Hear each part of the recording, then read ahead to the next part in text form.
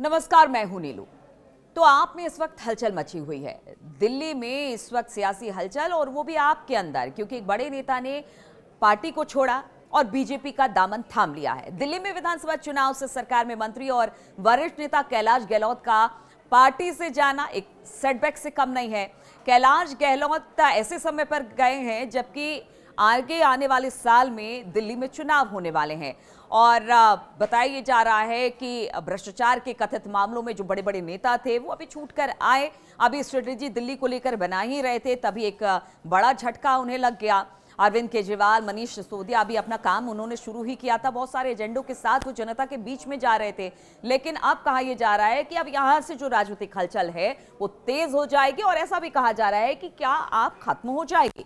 राजनीतिक जानकारों का मानना है कि गहलोत का जाना हालांकि पूरी तरह से आश्चर्यजनक नहीं था, लेकिन पार्टी के लिए वो बड़ी चुनौती बन सकती हैं। और अब तो खबर ये भी है कि बीजेपी भी उन्होंने ज्वाइन कर लिया है। अब देखना होगा कितने हमलावर कैलाश गहलोत रहते हैं।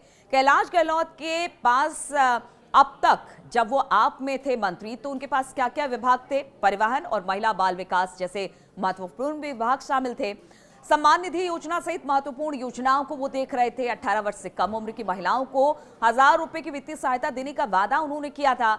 आपका मानना था कि देखिए एलजी के साथ उनकी अच्छी खासी बनती है, यानी वीके सक्सेना के साथ अच्छी खासी बनती है, गहलोत के सौहार्दपूर्ण संबंध हैं, तो इस पहल को भी अपनी तरफ से वो मंजूरी दिला देंगे और पार्टी का एक बड़ा चुनावी मुद्दा भी बनेगा। लेकिन जब वो गए हैं यहां से छोड़कर, तो अब क्या ऐसा हो पाएगा? सबके सामने यही बड़ा सवाल है। खास तौर पर एक और बात, प्रशासनिक सुधार, गृह, इन्फोर्समेंट, टेक्नोलॉजी विभाग भी उनके पास था। हालांकि आपका दावा है कि गहलोत के पार्टी से जाने का कुछ खास असर नहीं पड़ने वाला है। इसकी वजह है कि सीएम आतिशी के पास पहले से जो विभाग है, अब जो कैलाश गहलोत के पास विभाग थे वो आतिशी संभाल लेंगी, तो बहुत ज्यादा फर्क कामकाज पर नहीं पड़ेगा और असर भी नहीं पड़ेगा। क्योंकि देखिए अब तक जो भी चुनाव जीतते आप आ रही है वो अरविंद केजरीवाल के नाम पर जीतती आ रही है। उन्हीं को सामने रखकर उन्होंने आपको हमेशा आगे वो लेकर गए हैं। केजरीवाल के नेतृत्व में प्रचार भी किया गया और जितनी रणनीति बनाई जा रही है, योजनाएं बनाई जा रही है, वो केजरीवाल के इर्द गिर्द ही बनाई जा रही है। तो पार्टी का कहना है कि लोग केजरीवाल पर भरोसा करते हैं। हमारे ज्यादातर उम्मीदवार बड़े आमिर लोग नहीं हैं, लेकिन फिर भी वो बीजेपी के उम्मीदवारों को हरा देते हैं। मौजूदा कार्यकाल में ये तीसरा बड़ा बदलाव है। इससे पहले 2 मंत्री, दलित मंत्री राजकुमार आनंद और राजेंद्र पाल गौतम भाजपा और कांग्रेस में शामिल हो गए थे। हालांकि पाल ने जब पाला बदला था तब वो मंत्री नहीं थे, बल्कि विधायक के तौर पर काम कर रहे थे। तो आपका कहना है कि इससे बहुत ज्यादा फर्क नहीं पड़ता कि कैलाश गहलोत कहां जा रहे हैं, कहां आ रहे हैं, लेकिन जो सियासी जानकार हैं वो तो इसे एक बड़ा कदम बता रहे हैं। अब देखिए कि किस तरह का राजनीतिक सफर कैलाश गहलोत का रहा है, जरा जल्दी जल्दी वो भी आपको बता देते हैं। 16 साल का राजनीतिक अनुभव है, डीयू के वेंकटेश्वर कॉलेज के छात्र हैं, पेशे से वकील हैं। गहलोत सुप्रीम कोर्ट और दिल्ली हाई कोर्ट में वकील रहे हैं, पढ़े लिखे व्यक्ति हैं। 16 साल से अधिक का अनुभव है। उनकी जड़ें नजफगढ़ के मित्राऊ गांव से है और उनका कहा जाता है कि उनका परिवार 9 पीढ़ियों से यहाँ रह रहा है, यानी बड़े जाट नेता हैं और गांव में उनकी अच्छी खासी दखल है। 2017 में दिल्ली कैबिनेट में शामिल हुए थे, नई बसों को शामिल किया था, ईवी नीति बनाई थी। इसके अलावा सार्वजनिक सेवाओं की जो भी डोर स्टेप डिलीवरी थी उस योजना को भी उन्होंने आगे बढ़ाया। तो उपलब्धियां बहुत सारी हैं और अब ये कहा जा रहा है कि शायद गहलोत के जाने के बाद वो जो जगह खाली हुई है, जो खास तौर पे गाँव से कनेक्ट करते थे, उस पर अच्छा खासा आपको काम करना पड़ेगा। अब देखिए आप क्या आरोप लगा रही है, आप ये कह रही है कि बीजेपी ने ये तोड़फोड़ की है और बीजेपी की तो इसी तरह की मंशा हमेशा से रही है, क्योंकि उन्होंने इस्तीफा दिया। ईडी लगातार छापेमारी कर रही थी और भ्रष्टाचार के कई आरोप लगे थे, जांच एजेंसियां उसके पीछे थी और इसी डर की वजह से उन्होंने इस्तीफा दिया। 2018 में आयकर विभाग ने गहलोत से जुड़े ठिकानों पर छापेमारी की। 2021 में गृह मंत्रालय ने लो फ्लोर बसों की खरीद और रखरखाव अनुबंध संबंधित डीटीसी सौदे की सीबीआई जांच की सिफारिश की।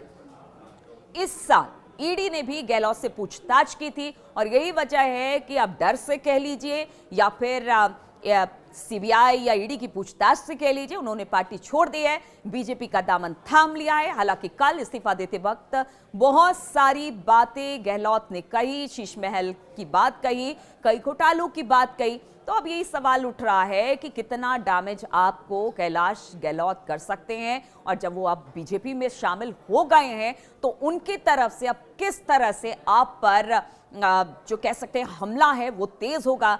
और यहां तक कहा जा रहा है कि बहुत सारी ऐसी बातें हैं जो कैलाश गहलोत के मन में हैं और बहुत बड़े बड़े खुलासे वो कर सकते हैं। अब इसका कितना इम्पैक्ट दिल्ली विधानसभा चुनाव में होगा ये तो आगे आने वाला दिन ही बताएगा। अगर जिन वैल्यूज़ के लिए हम इकट्ठा है, जिन वैल्यूज़ के लिए आम आदमी पार्टी ज्वाइन की, अगर वो बिल्कुल कॉम्प्रोमाइज्ड होते हुए अगर देखने को मिली तो फिर कहीं ना कहीं पीड़ा, और ये मेरे शब्द हो सकते हैं, लेकिन मैं गारंटी के साथ कहता हूं कि इन शब्दों के पीछे वो लाखों हजारों कार्यकर्ताओं की आवाज़ है, वो भावना है कि जिस मकसद के लिए वो जुड़े थे वो आज उनको नज़र नहीं आ रहा। एक आम आदमी की सेवा करने के लिए जुड़े थे, वो आम आदमी से मेरे ख्याल से सब वो लोग खास हो गए हैं। पूरा समय, चाहे उसके मंत्री हैं चाहे चीफ मिनिस्टर हैं, अगर पूरा समय अगर वो लड़ाई में निकालेंगे तो मेरे ख्याल से दिल्ली का विकास नहीं हो सकता।